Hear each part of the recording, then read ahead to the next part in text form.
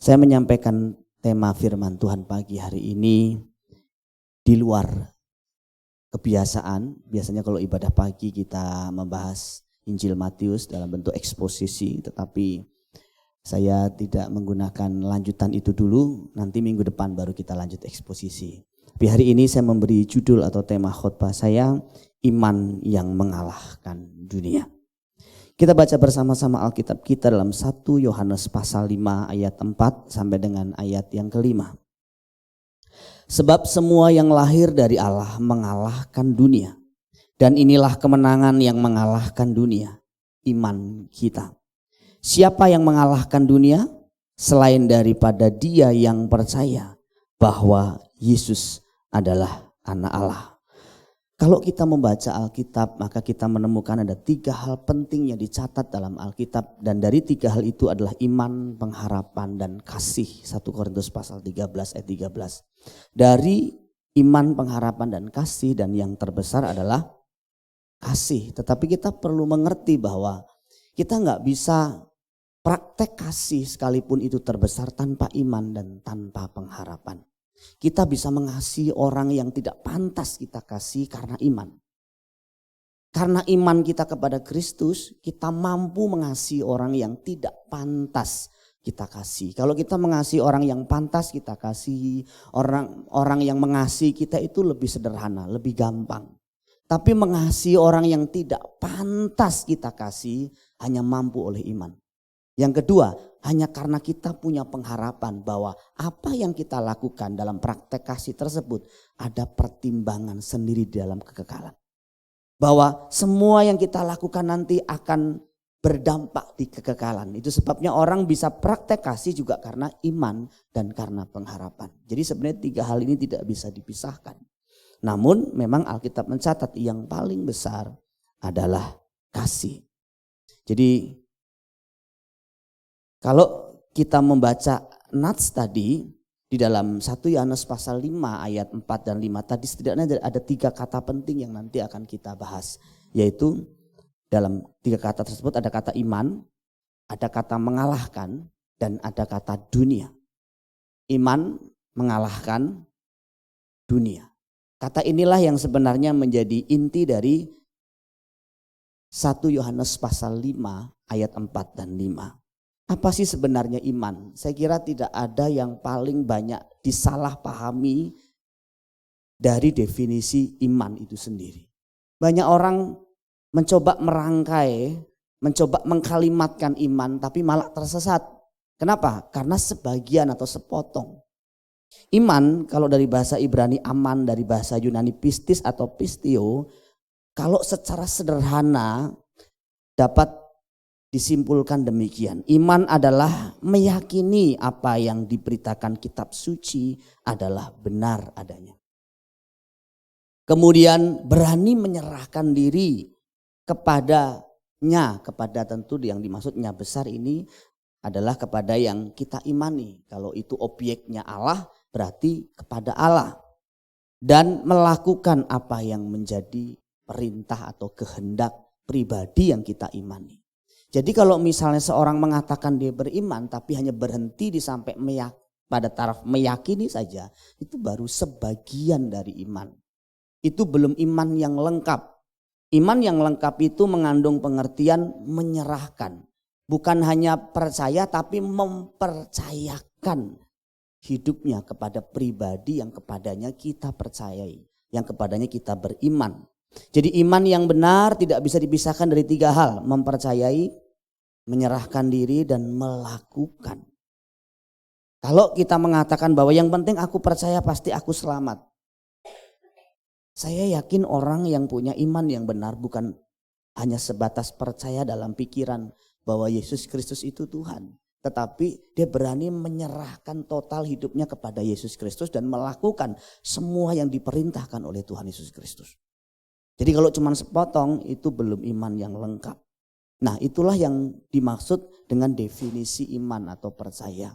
Kalau mungkin saya bisa gambarkan seperti kita naik pesawat atau seperti kita naik bus malam. Kalau kita naik pesawat, kita tidak tahu mungkin secara jelas pilotnya itu sudah berapa kali jam terbangnya. Dia benar-benar kondisinya sehat atau tidak hari ini. Waktu dia pegang pesawat itu. Tapi kita naik pesawat, kita total percaya bahwa si pilot nanti akan membawa kita kepada satu tujuan. Kita bisa tidur atau kita bisa santai karena kita yakin si pilotnya nggak main-main. Dia dapat izinnya bukan di warteg, tapi di tempat yang seharusnya. Itu sebabnya kita aman, kita nyaman. Demikian juga kalau naik bus malam. Di sini yang pernah punya pengalaman naik bus malam? Waduh, itu bus malam nyawa kita kayak di ujung tanduk. Itu kalau yang biasa dulu lewat daerah Semarang itu ada namanya Alas Roban. Ya, Randy pasti tahu itu. Itu yang paling mengerikan itu. Kita bisa naik bus dan kemudian kita nggak tanya sopirnya ini dapat SIM-nya gimana, dia punya SIM apa enggak, sehat apa enggak. Kita pokoknya masuk tidur aja. Apalagi istri saya langsung tekser. Seperti itulah gambaran iman. Kita bukan hanya percaya sopirnya itu punya SIM, percaya bahwa dia sudah pengalaman, tapi kita berani mempercayakan diri kita, nyawa kita kepada si sopir. Saya tidak akan mudah mempercayakan diri saya kepada saudara yang memang saya tahu saudara tidak punya keahlian menyetir kendaraan. Dulu waktu awal-awal Yos baru bisa naik mobil. Kalau saya naik mobil sama dia saya sudah keringat dingin. Satu kali iman saya diuji. Bukan oleh Yos, bukan. Oleh ibu gembala saya dulu. Ibu gembala saya ini baru bisa naik mobil dan kemudian dia coba jalan lumayan jauh ke daerah Rawakucing. Itu lumayan jauh itu.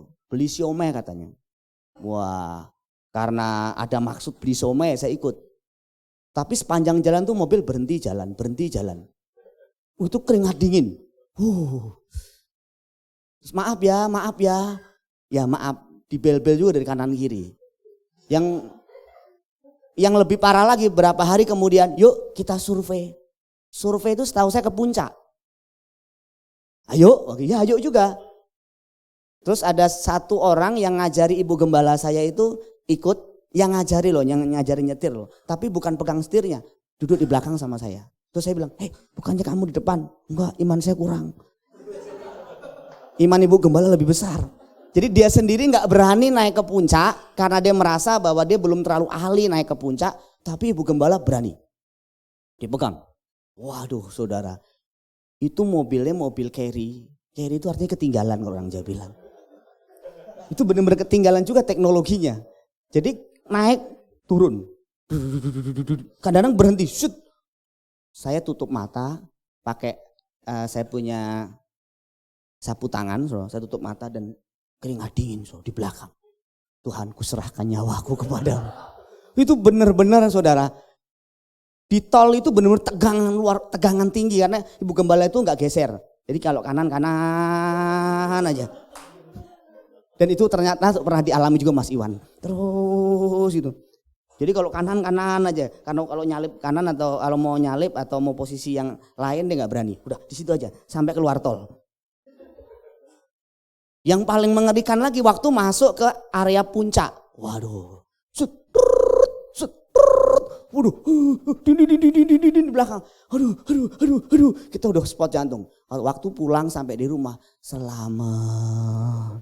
Lega rasanya. Seperti itulah kira kita mempercayakan hidup kita kepada Tuhan. Orang banyak bilang, aku percaya kepada Kristus. Tetapi hanya di mulut.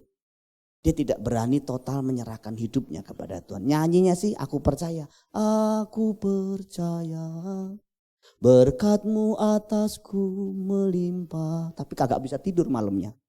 Saya bingung sama orang Kristen. Nyanyinya aku percaya berkat-Mu melimpah. Tetapi gak bisa tidur malamnya. Kenapa? Karena imannya masih di level nyanyi. Masih di level mulut. Belum di level secara total menyerahkan hidupnya kepada Tuhan. Itu sebabnya Bapak Ibu Saudaraku sekalian. Kalau kita mengatakan kita percaya kepada Yesus Kristus, itu artinya kita mempercayai semua yang diajarkannya adalah benar. Mempercayakan secara total seluruh kehidupan kita kepadanya dan melakukan kehendaknya.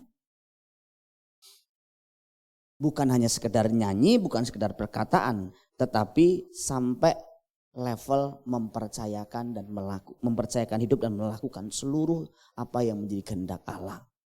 Percaya atau beriman juga bukan sekedar persetujuan akali bahwa Yesus adalah Tuhan. Ya, saya setuju sih dia Tuhan, dia bukan nabi, dia bukan rasul, dia Tuhan. Dan banyak orang yang Kristen sejak kecil hanya punya level percaya jenis ini. Karena papanya mempercayai Yesus sebagai Tuhan, papa mamanya pelayan Tuhan di gereja, sejak kecil ke gereja, ya sudah aku percaya Yesus itu Tuhan, titik. Tetapi hanya sebatas di pikiran, tidak dalam bentuk perbuatan yang nyata.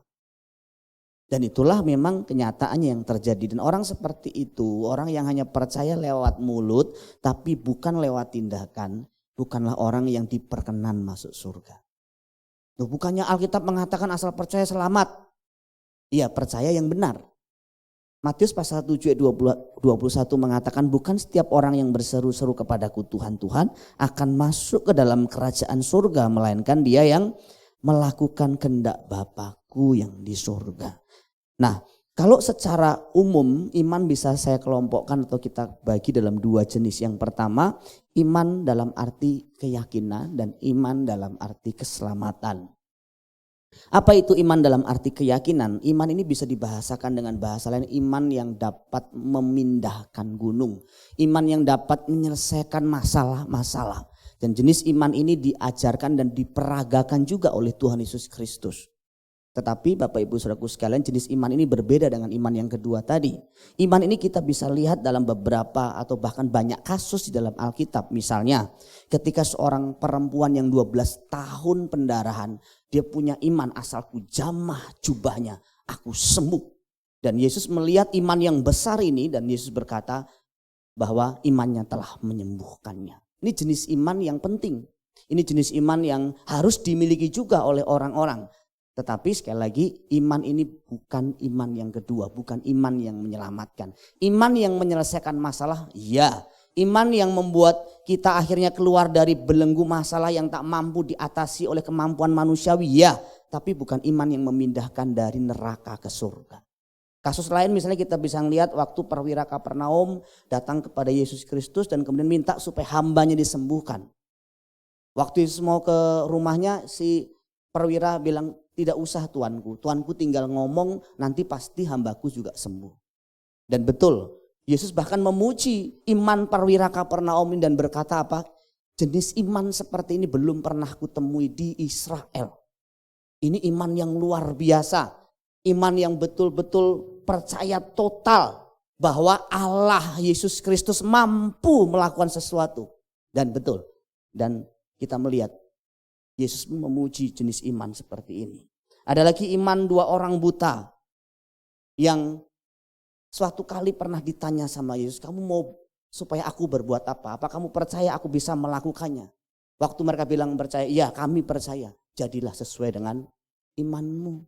Ini iman yang dibutuhkan, tetapi iman ini bukan iman yang menyelamatkan.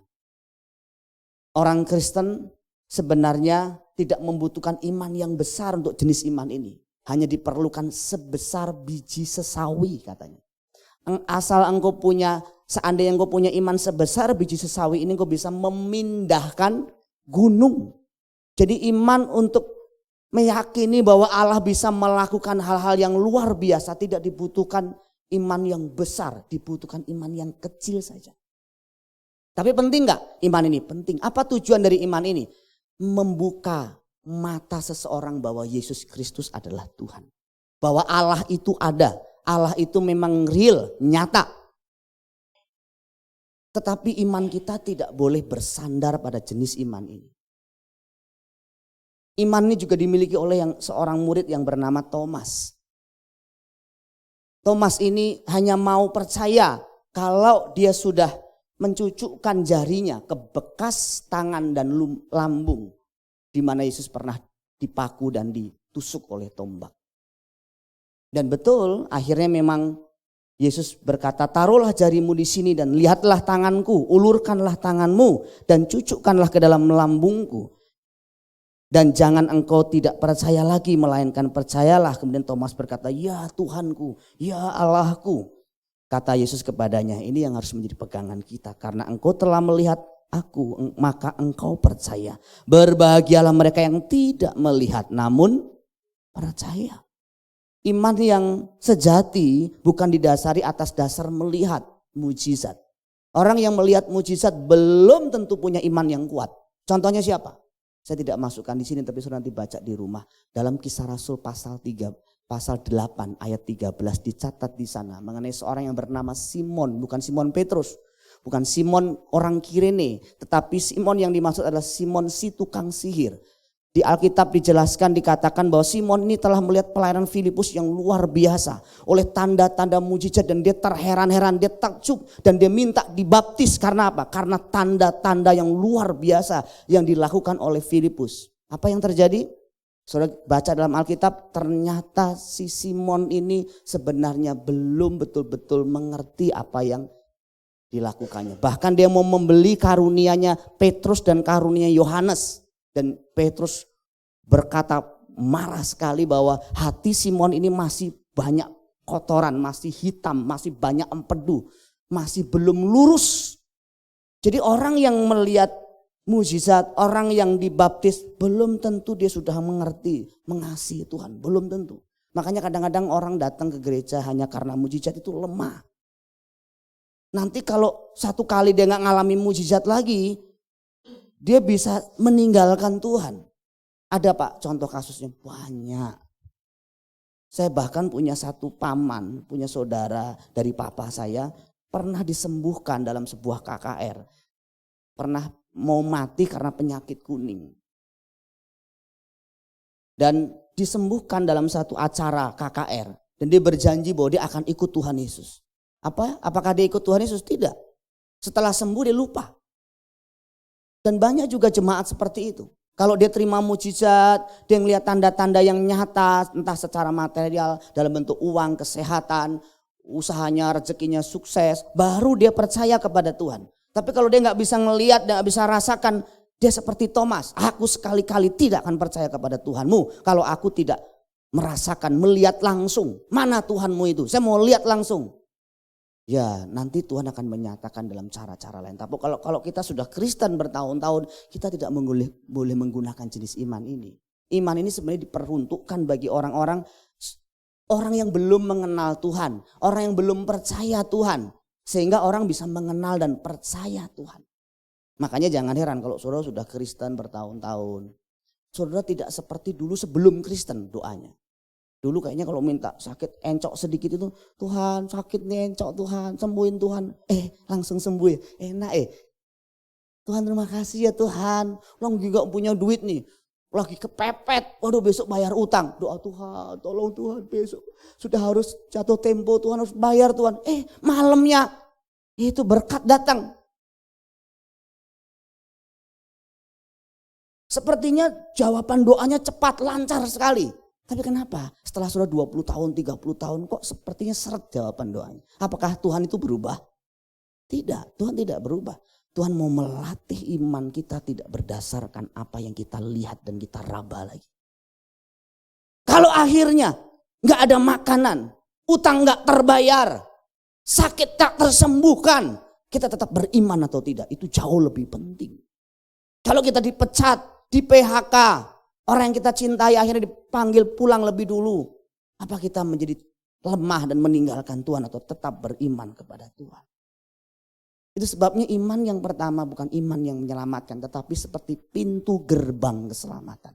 Pintu, kita boleh masuk, kita juga boleh nggak masuk. Orang bisa melihat mujizat dan percaya, orang bisa melihat mujizat, mengalami mujizat dan tetap tidak percaya.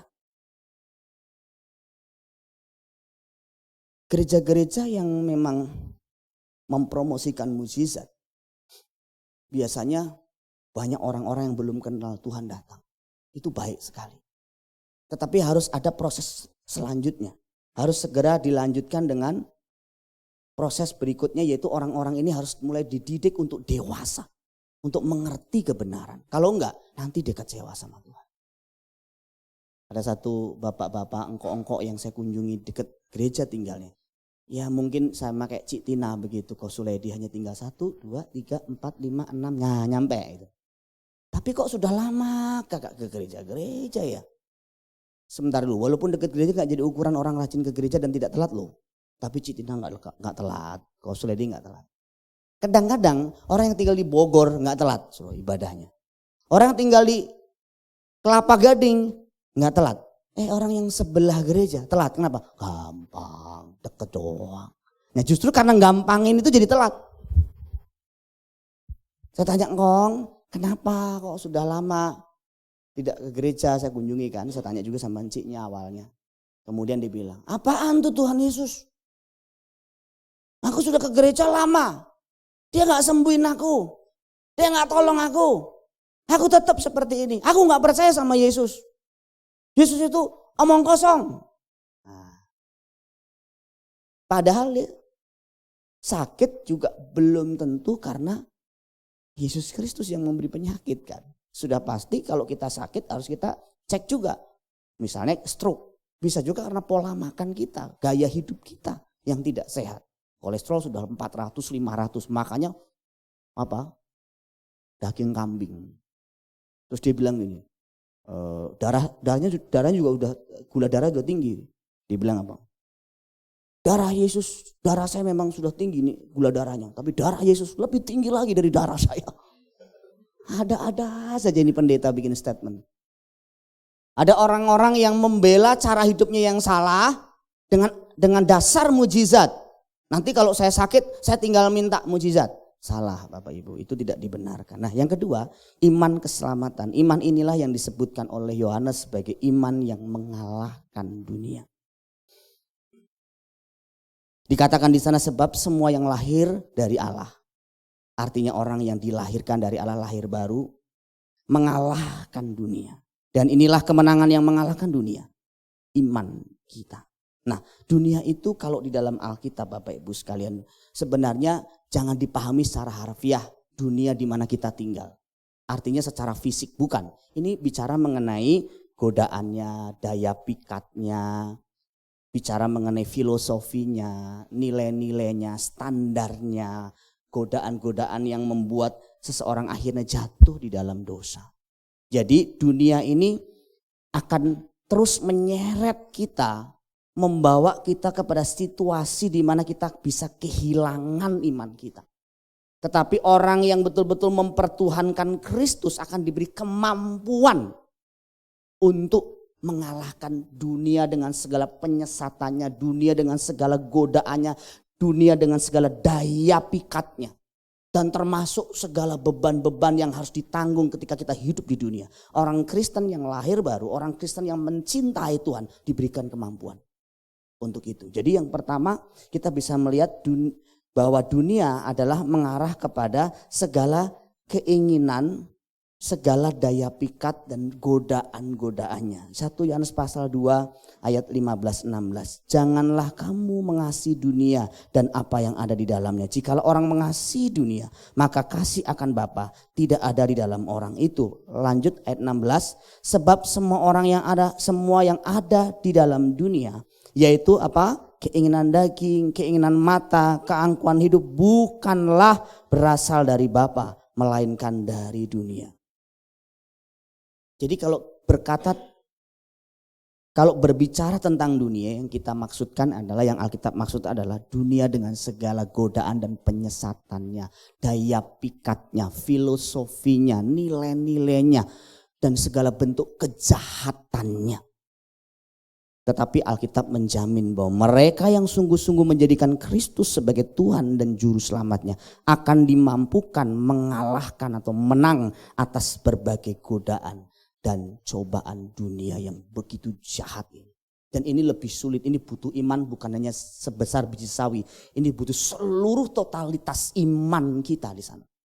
Kalau tadi memindahkan gunung, menyelesaikan masalah-masalah, itu tidak dibutuhkan iman yang besar, hanya sebesar biji sesawi. Tetapi kalau iman untuk mengalahkan dunia dan segala kejahatannya, godaannya, cobaannya, penyesatannya, seluruh totalitas hidup kita harus kita taruh di sana. Jadi kalau dikelompokkan tadi keinginan mata, keinginan daging, keangkuhan hidup. Kira-kira kalau diterjemahkan keinginan mata itu apa ya Bapak Ibu? Hal-hal yang memang menggoda mata kita. Ya kalau mungkin kalau ibu-ibu yang menggoda matanya mungkin yang lagi sale-sale gitu. Bisa saja kan ibu-ibu. Keinginan matanya ya kalau masuk mall semuanya maunya dibeli semua. Lapar mata namanya. Semua kalau perlu diambilin. Dipakai kadang kagak. Ada saja. Kalau pria ya mungkin keinginan matanya di versi yang lain. Pria juga banyak suka belanja. Jangan dipikir cuma belanja itu cuman dosanya para wanita. Pria banyak. Dikit-dikit belanja, dikit-dikit beli jaket, dikit-dikit beli jam, dikit-dikit ganti HP. Ada juga yang lapar mata juga. Untuk pekerjaan Tuhan, untuk nolong orang itu kayaknya susah banget. Tapi giliran untuk beli sesuatu yang sebenarnya nggak terlalu dipakai, demen banget. Itu juga bisa menjadi godaan kita. Kalau kita tidak betul-betul mempertuhankan Kristus, Tuhan kita ya itu. Itu jadi Tuhan kita. Tuhan itu apa sih? Sesuatu yang kita beri nilai lebih. Yang kepadanya kita menambatkan hati kita, kesukaan kita. Saudara kalau sudah mulai betul-betul mempertuhankan Kristus, ya bukan tidak pengen belanja, bukan tidak pengen begitu lagi. Sudah tidak jadi tujuan lagi, saudara. Termasuk mungkin yang hobinya nonton ya. Kayaknya film semua kalau perlu film baru semua ditonton. Kayaknya kalau nggak ditonton itu ada yang kurang gitu. Makanya ada yang sampai estafet jam 12 ketemu jam 12. Dicerita sama saya. Jam 12 siang dia sudah pesen tiket, keluar.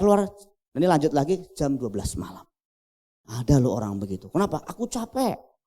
Aku harus hiburan. Nah hiburannya gitu. Ada juga yang di rumah film Korea 120 seri, 130 seri. Tapi kalau untuk ibadah, untuk pelayanan 1,5 jam saja dia telat. Dia mungkin malas. Tapi kalau nonton film Korea, aduh saudara, air mata mah tumpah semua. Kalau suruh doa syafaat, kagak muncul tuh air mata kering. Kenapa? Sudah habis waktu nonton film Korea. Film Korea itu ya saudara lihat manfaatnya juga. Saya kira sih nggak terlalu banyak manfaatnya. Apalagi nonton sampai pagi, terus kemudian besok kerja. Kalau yang bapak-bapak mungkin bukan film Korea ya. Film India bukan juga. Biasanya yang main itu loh, game-game itu loh ya. Oh nggak ada, di sini nggak ada. Cuman hiburan sebentar doang, ya. Saya nggak mempermasalahkan loh ya. Jangan suruh nanti tertuduh terus waktu saya datang kemudian pura-pura buka ayat, pura-pura diskusi firman. Ini saya mah tahu. Tapi saudara kalau sudah mempertuhankan Kristus itu nggak penting lagi ya. Hiburan silahkanlah buat hubungan ya, saudara. Tapi jangan terikat. Saya nggak terikat kok cuma 4 jam sehari, itu mah terikat 4 jam itu.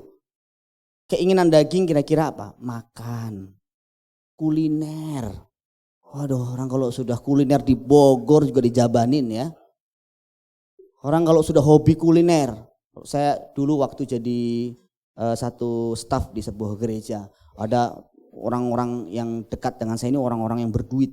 Wah pokoknya itu kalau sudah kuliner, wow semangat sekali. Yuk kita ketemu jam berapa? Kadang jam 10, jam 9 malam baru jalan. Waduh ini kemana nih? Kadang cuma sarapan pagi, kemana? Sarapan baginya ke daerah dekat Bogor. Sarapan pagi sono. Cuman makan sebentar. Kroksi, cuman makan sebentar sedikit doang.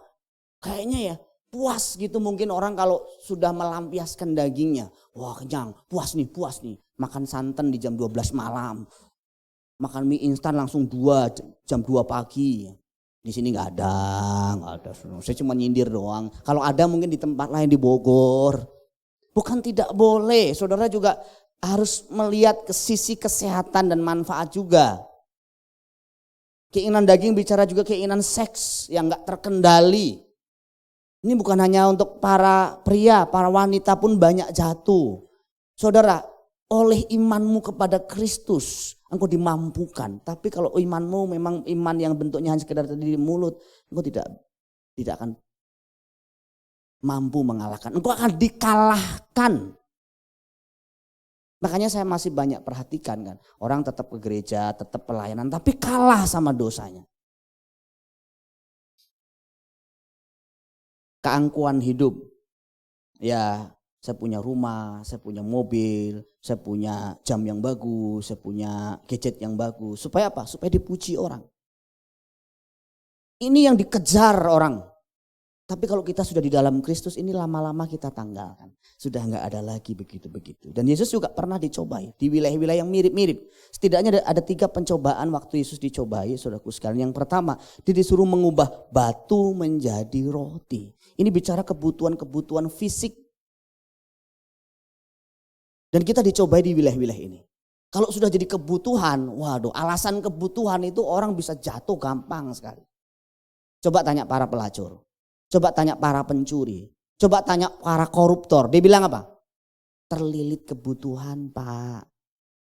Atas nama kebutuhan, orang mengambil tindakan-tindakan, keputusan-keputusan yang salah, yang fatal.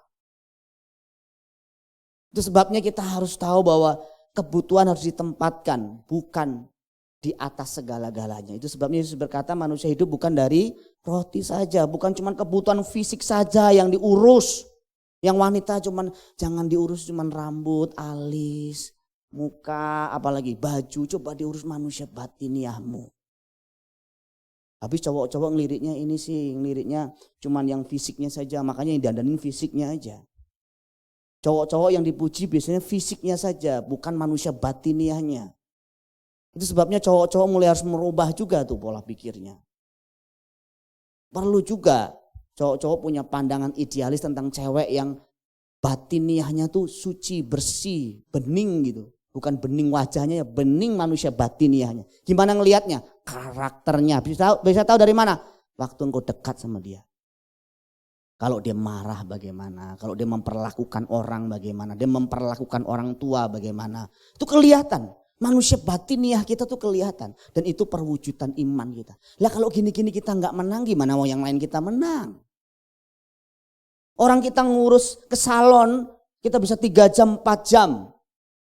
Kita baca Alkitab 3 menit, 4 menit. Iman kita mau tumbuh, tidak bisa. Yang tumbuh daging kita. Betul, wajahnya cantik-cantik, bening-bening, rambutnya bagus-bagus. Alisnya juga mungkin diganti berapa kali, dari berdiri roboh. Diberdiriin lagi, dirobohin lagi. Mungkin betul, tetapi manusia batiniahmu merosot. Dan termasuk yang sudah usia, oma, opa, om, tante. Saya ini juga termasuk pengkhotbah di orang-orang yang sudah usia. Saya kadang-kadang bingung juga sama oma, opa, sama om, tante gitu ya. Harusnya kan kalau oma, opa, om, tante kan makin lama makin saleh, makin baik ya. Terus makin sabar. Tapi ada juga udah makin om-om, makin tante-tante, makin galak. Makin galak. Dulu waktu belum om-om, belum tante-tante gak galak. Tapi sekarang makin galak. Harusnya kan makin sabar ya. Kan manusia batinannya makin bertumbuh. Tapi kenyataannya gak selalu begitu. Kemudian Yesus juga dicobai untuk menjatuhkan diri di hubungan bait Allah. Pakai ayat lagi. Kan ada tertulis bahwa nanti para malaikatnya akan menatang supaya kakimu menatang kau supaya kakimu tidak terantuk sama batu. Ini bicara mengenai pujian manusia. Mungkin kita nggak jatuh di cobaan pertama. Secara kebutuhan mungkin kita nggak terpenuhi, kita nggak marah, ya sudah kita nggak kecewa sama Tuhan. Tapi nggak dipuji manusia kita kecewa. Apa sih hubungannya dengan Yesus menjatuhkan diri di hubungan bait Allah dan dipuji? Loh iya dong, kalau Yesus bisa menjatuhkan diri di hubungan bait Allah itu waktu itu mendekati Paskah ya. Jadi itu pasti banyak orang di sana. Kalau dia bisa terjun kayak Superman, Yesus akan punya pengikut dalam waktu yang sesingkat-singkatnya, secepat-cepatnya. Udah akan dipuji manusia. Wah hebat lo, keren. Ini godaan. Ini godaan yang harus kita kalahkan juga. Seperti tadi saya katakan, mungkin kita menang di godaan pertama. Kita lapar, kita gak punya uang, kita gak marah. Kita gak kecewa. Kita gak tinggalin ibadah. Tapi waktu gak dipuji manusia, kita bisa tinggalkan ibadah. Gak dihormati manusia, kita bisa tinggalkan ibadah. Tinggalkan Tuhan. Kita kalah. Kita bukan punya iman yang mengalahkan dunia. Kita dikalahkan. Hanya karena apa? Karena gak dipuji manusia. Padahal Samuel udah main musik udah hebat loh. Sampai stick dilempar-lempar. Kok gak ada sih yang melihat, yang bilang keren lo bro. Hebat lo bro. Bukannya dipuji malah dikritik misalnya. Aduh berisik banget sih suara drumnya. Lain kali gak usah pakai drum. Waduh, belum si Randy yang gitu kan, sengaja dipanjangin, agak panjang dikit. Supaya apa? Menarik perhatian. Waduh, di belakang, wow, keren. Ini sudah punya istri belum ya? Waduh, kan kelihatan 17 tahun ke atas. 17 tahun lari kan Randy kan, kenceng larinya. Umarno bassnya udah gini-gini. Ya minimal istrinya sendiri muji, kagak dipuji juga. Marah, kecewa, gak mau pelayanan lagi. Nah ini ujian yang harus kita menangkan. Dan Yesus diuji di bagian ketika dia dipertontonkan seluruh dunia. Dan dia bilang kalau engkau mau sujud menyembahku, ini semua aku berikan kepadamu. Asal kamu mau sedikit kompromi saja deh. Gak usah nyembah Tuhan Allah saja, aku juga disembah. Ayo aku kasih semua ini. Dunia dan segala kekayaannya aku berikan kepadamu. Saudara, nanti ada kompromi-kompromi yang ujian-ujian kompromi yang berat sekali. Antara menjaga hati nurani bersih, antara mendapat pemasukan lebih. Menjaga hati nurani tetap bersih dan pemasukan lebih. Ini mirip. Ada orang-orang yang demi pemasukan lebih mengorbankan hati nuraninya. Sudahlah, gak usah inilah cincai lah. Ya semua orang melakukan lah. Kompromi-kompromi dikit gak apa-apa lah. Bohong-bohong dikit gak apa-apa lah.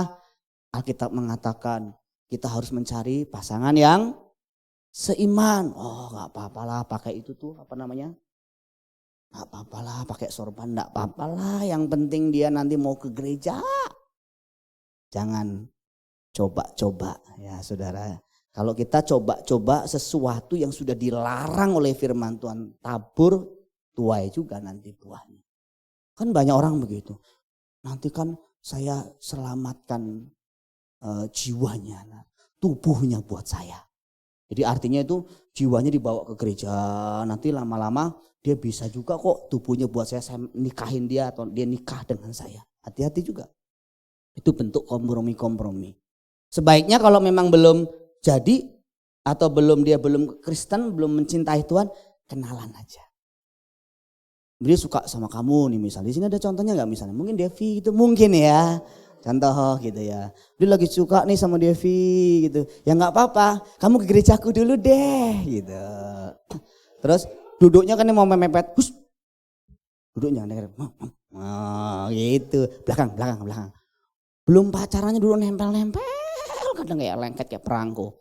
Udah pacaran kayak perangko. Terus nempel. Udah nikah. 1 kilometer jalannya bedanya.